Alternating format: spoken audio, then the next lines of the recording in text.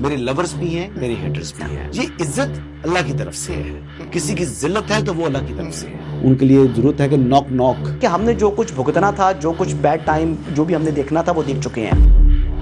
حسن ایوب خان کے تمام دیکھنے والوں کو السلام علیکم. ناظرین، میں ایک بڑی خوشخبری کے ساتھ اس ولاگ کا آغاز کر رہا ہوں. عظما سے 2 معززین رخصت ہو گئے ہیں جی. انہوں نے استعفے دے دیے ہیں. ایک تو جسٹس منصور علی شاہ صاحب، اب تو سابق جج ہو گئے، اور جسٹس عطر من اللہ صاحب.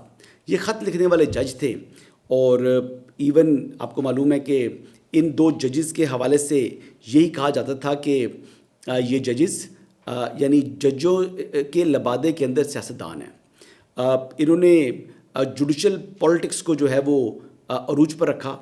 جسٹس عطر من اللہ صاحب کے ہی برین چائلڈ تھا کہ جو 6 ججز اسلام آباد ہائی کورٹ کے ہیں، انہوں نے خط لکھ دیا تھا، جبکہ جو واقعات پیش آئے تھے وہ جسٹس عمر طاہر بندیال جب چیف جسٹس تھے ان کے دور میں. لیکن کیونکہ چیف جسٹس قاضی فائز عیسیٰ تھے، اور انہوں نے بیسیکلی اس وقت ٹارگٹ کرنا تھا جو اس وقت سپریم کورٹ آف پاکستان کے معزز جسٹس عامر فاروق صاحب ہیں. وہ اس وقت چیف جسٹس اسلام آباد ہائی کورٹ تھے، اور وہ چاہتے تھے، یہ چارج شیٹ کیا تھا انہوں نے کہ ان کو یعنی اپنے چیف جسٹس عامر فاروق صاحب کو ہٹا کر ان کی جگہ جسٹس محسن اختر کیانی صاحب کو اسلام آباد ہائی کورٹ کا چیف جسٹس بنایا جائے. 6 ججز تھے، اس میں جسٹس ارباب محمد طاہر صاحب بھی شامل تھے. ان کا جو ایشو تھا وہ اس سے پہلے ہی عمر طاہر بندیال صاحب کے ہی زمانے میں وہ ریزالو ہو گیا تھا.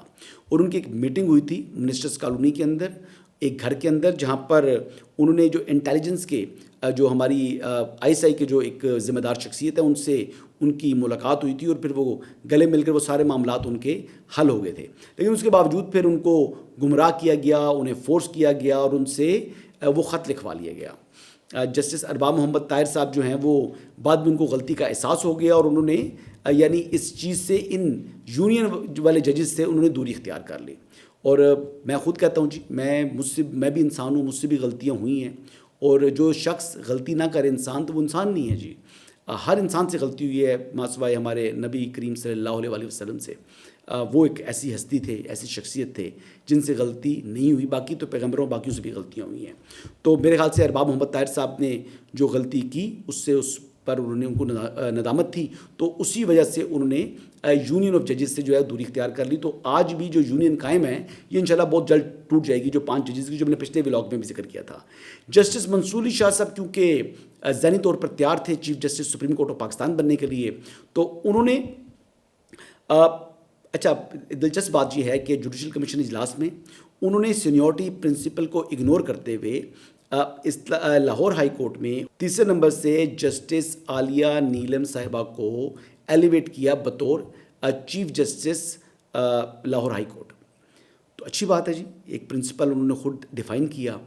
اور اس کے بعد جب 26ویں آئینی ترمیم ہوئی تو وہ خود چیف جسٹس نہیں بن سکے، وہ سپر سیٹ ہو گئے، اور ان کی جگہ جو ہے وہ جسٹس جائیہ آفریدی صاحب جو کہ ایک بہترین جج ہیں، وہ chief justice supreme court of Pakistan بن گئے.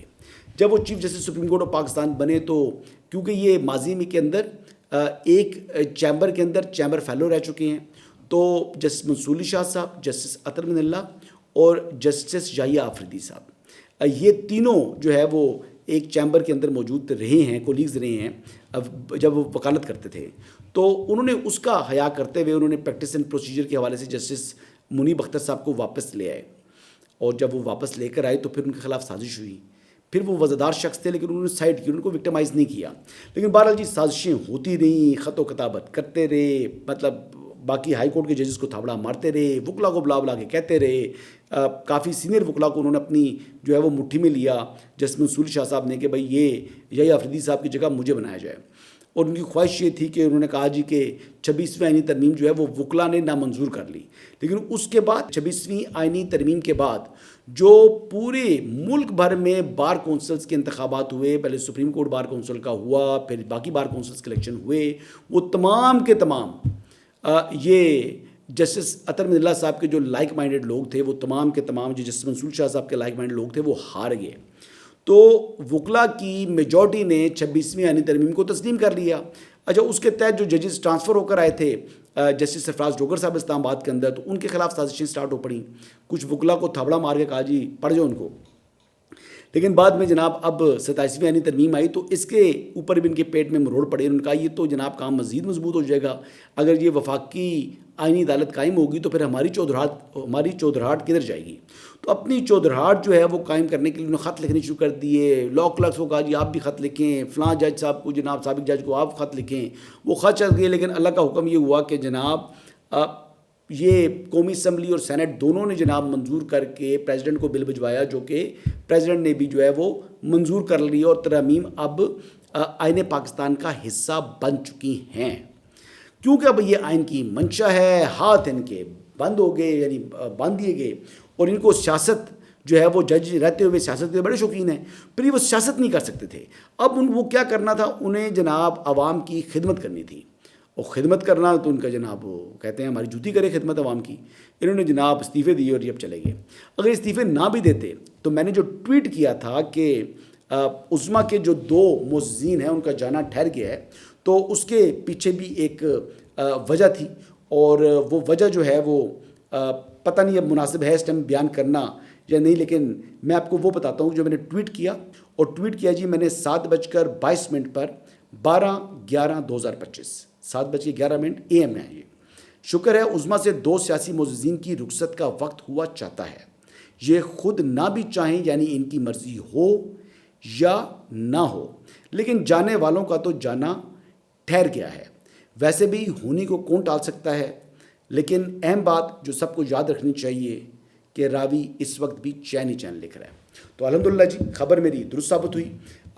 मैंने ये ख़बर इसलिए की, इससे भी 1-2 दिन पहले से मेरे पास ये ख़बर थी, लेकिन मैंने इंतज़ार किया कि आज कौमी असम्बली में जो है वो तरमीम आनी है, लेकिन फिर उसमें ज़ाहिर बात है तरमीम से पहले ही कुछ तरमीम जो सेनेट से मंजूरी हुई थी तो उसमें भी कुछ तरमीम रिक्वायर्ड हो गई हैं।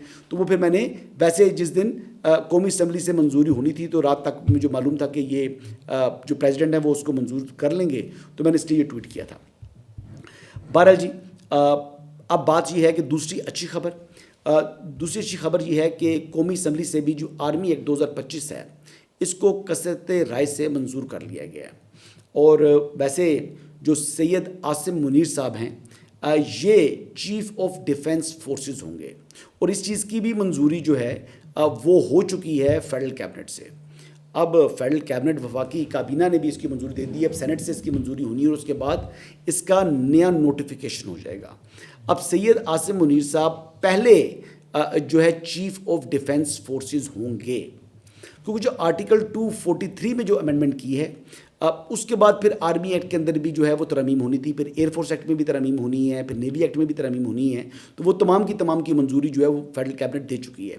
अब कौमी असम्बली के बाद अब ये मामला जाएगा जी सेनेट ऑफ पाकिस्तान में, कल सुबह वो भी मंजूर हो जाएगा और शाम तक इंशाल्लाह इनकी बतौर तैनाती यानी सैयद आसिम मुनीर की बतौर new appointment as chief of defence forces ये जो है ये हो जाएगी। और ये जो टर्म है चीफ ऑफ डिफेंस फोर्सेस की, ये टर्म क्योंकि ये न्यू अपॉइंटमेंट है, न्यू क्रिएशन है, तो ये 5 ईयर्स टर्म रखी गई है जैसे बाकी दोनों सर्विसेज के लिए मौजूद है।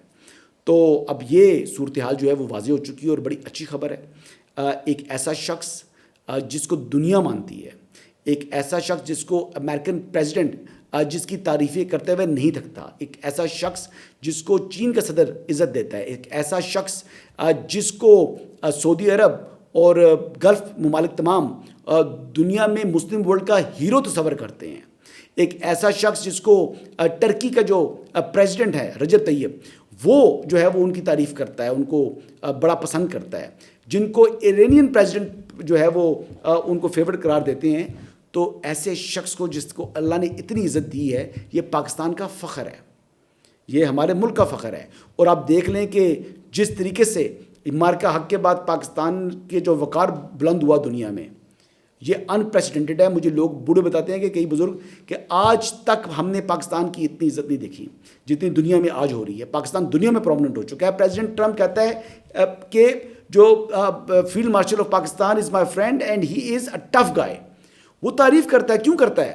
क्योंकि जनाब दुनिया जीतने वालों को اور دلیروں کے بارے میں پوری پروفائل موجود ہے ان کے پاس، امریکنز کے پاس، کہ کون شخص کیا ہے، وہ ایماندار ہے وہ نہیں ہے، وہ ملک کے ساتھ لائل ہے یا نہیں ہے، وہ کیا کس سوچ کا حامل شخص ہے۔ ایک اور چیز جو اہم ہے وہ بھی میں آپ کو بتا دوں کہ ویسے اس پر زیادہ بات نہیں کرنی چاہیے، لیکن اب آپ کو یہ معلوم ہے کہ ایک اور عہدہ جو ہے وہ کریٹ ہونے جا رہا ہے، اور وہ عہدہ ہے جی کمانڈر نیشنل اسٹریٹجک کمانڈ۔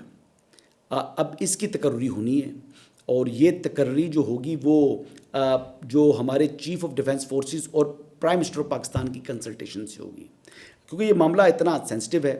آپ کو پتہ ہے کہ جو اسٹریٹجک کمانڈ ہے یہ معاملہ تو نیوکلیئر سے متعلق ہے، پاکستان کی نیوکلیئر سے متعلق ہے، تو میرے سے اس پر جتنی کم بات کی جائے اتنا بہتر ہے۔ لیکن میں صرف یہ بات کہوں گا اس ولاگ کے اختتام کے اوپر کہ ابھی تو کہتے ہیں کہ سٹارٹ ہوا ہے، 27ویں آئینی ترمیم کے جو اثرات آنا شروع ہوئے ہیں، انشاءاللہ یہ پاکستان کی تقدیر بدلے گا، اور اس سے انشاءاللہ وہ بہتری آئے گی جو کہ ویزیبل ہوگی، انتشاریوں کی، انتشار پھیلانے کی، پاکستان کو ترقی کے سفر سے ہٹا کر ایک غیر ضروری چیز کے اندر الجھانے کی جو سازشیں جاری تھیں ان کو روکنے کے لیے یہ ایک بڑی مؤثر اور کارگر ثابت ہونی ہے 27ویں آئینی ترمیم۔ اور آنے والے دنوں میں آپ دیکھیں گے کہ کچھ لوگ بہت چیخیں گے چلائیں گے۔ وہ پہلے تو تھا نا کہ وہ جاپان والی مثال دی تھی پرائم منسٹر نے کہ وہ جاپنیز جو ہے وہ ہونڈا کمپنی میں وہ گئے تھے تو وہ احتجاج بھی کر رہے تھے، لیکن آواز آتی تھی او او۔ اب یہ او والی نہیں ہونی، یہ چیخنے والی آوازیں آنی ہیں، اور یہ چیخیں وہی ماریں گے جن کا جو ہے وہ کام انتشار پھیلانا ہے۔ انشاءاللہ کل دوبارہ آپ کی خدمت میں حاضر ہوں گا، اجازت دیجیے گا، اللہ حافظ۔